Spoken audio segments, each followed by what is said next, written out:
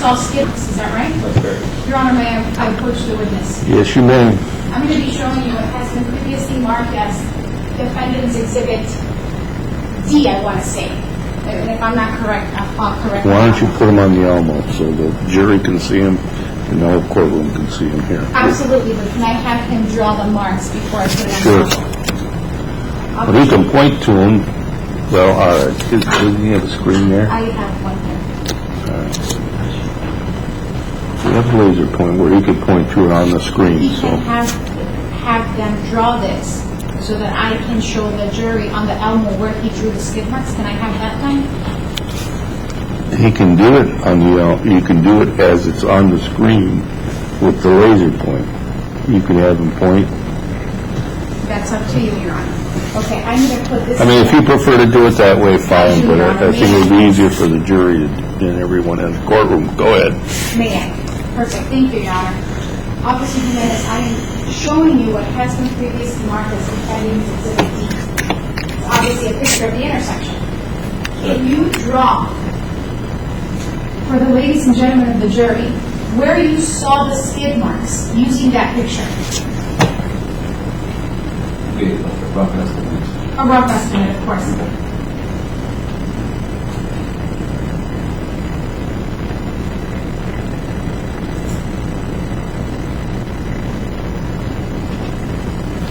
Your Honor, may I publish the Yes. marks in the helmet? Perfect, thank you.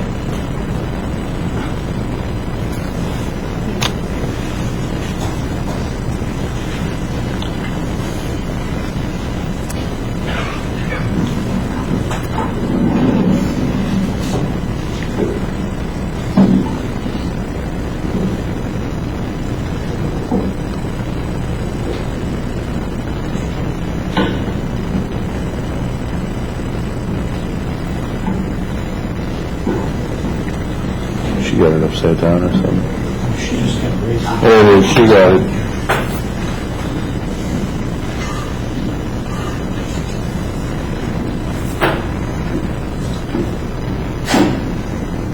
Sorry, I know this It's is... okay. I All right. apologize. Now, Officer Jimenez, I know that this is a rough estimate. It's kind of hard to put exactly where the skid marks were. But is this where you believe the skid marks were the day of the accident, where you saw them? Yes. Okay. Now, where did the skid marks start? They initially started on the roadway on 8th Street. And where did they end? They went through the gravel and then they ended on Washington Street. So the skid marks reflect that the car that left these skid marks was on 8th Street at some point, left 8th Street and went on to Washington. That's correct. Nothing further. Cross-examination.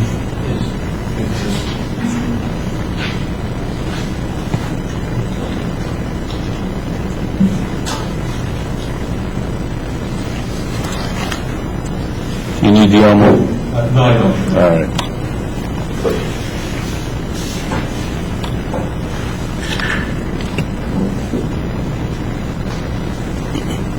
Morning, officer.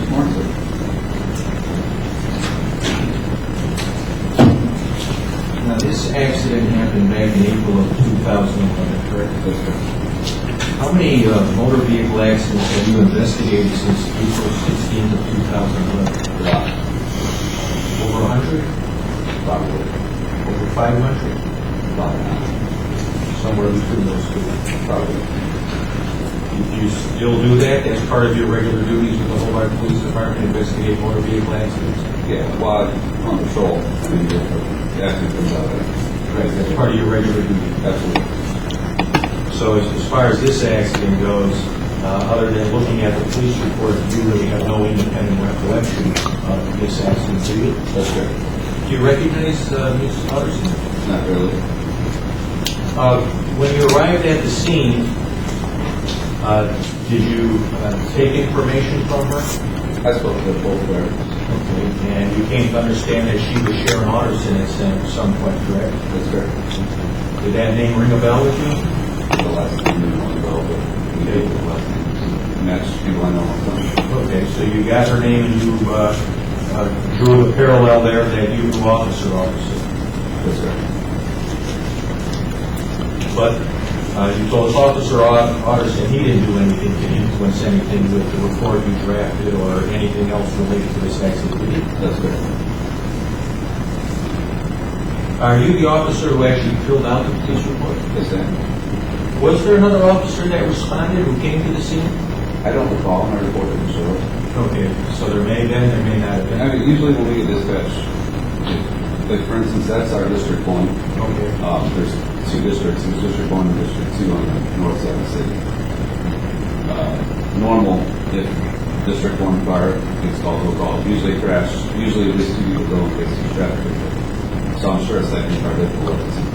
Okay, he's just not identified on the police report, so as we allow you to give us his name. That's correct. In reviewing your police report before today, did you look at the diagram that you had drawn as part of your report? Will you repeat the first question? Yes. You just reviewed the police report you drafted as a result of this accident. Correct. Did you look at the diagram that you had drafted? Yes, it is. Okay.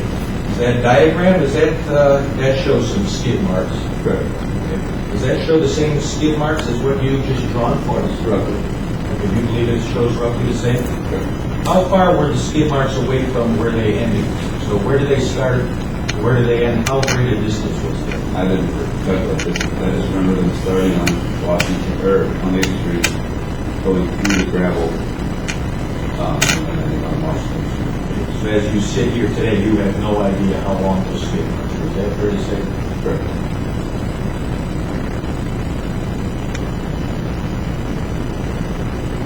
Now, in filling out your police report, you are asked to indicate what the contributing cause or contributing circumstance of an accident is. Is that correct? Yes, it is. And you did that in this case? Yes, it is. Do you recall any conversation you had with anybody about that particular issue? I spoke to both drivers and wrote down a summary of their statements. Okay, so after you talked to both drivers, you made a decision as to these contributing circumstances of this accident. I based my decisions on what they told me.